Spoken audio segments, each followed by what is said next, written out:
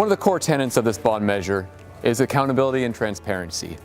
And to ensure that, the board has established an 11-member independent bond oversight committee whose core purpose and charge is to carefully safeguard every dollar spent to make sure that we deliver on the promise that taxpayers' money is used wisely, thoughtfully, and conservatively. It is my pleasure to introduce Scott Morasch, who serves as the chair of the bond oversight committee, who is going to tell you a little bit more about himself and why he chose to serve on this important task force. My wife, Kim, and I have lived in Walla Walla since 1988.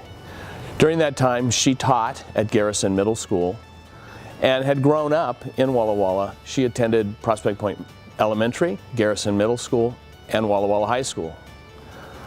We raised our two children that attended the same schools, and their education in the Walla Walla Public Schools was outstanding, top-notch, allowed them to attend the colleges of their choice. It's this kind of high-quality education that's necessary, even more so today.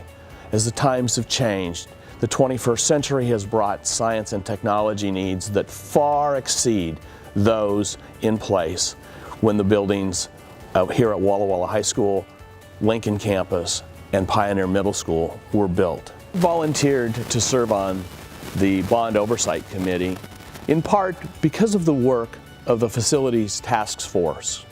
I admired the people who spent hours and days and years reviewing the properties of the Walla Walla Public Schools and deciding and recommending which properties need to be improved and modernized. I volunteered for this committee because I view public property much like I view private property, and that is that we must maintain it and at times modernize it to help it maintain its value.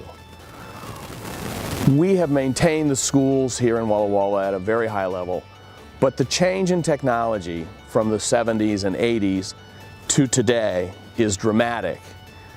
And we need to modernize, specifically Walla Walla High School, to allow our students to receive those top-notch educations that allow them to succeed in the 21st century.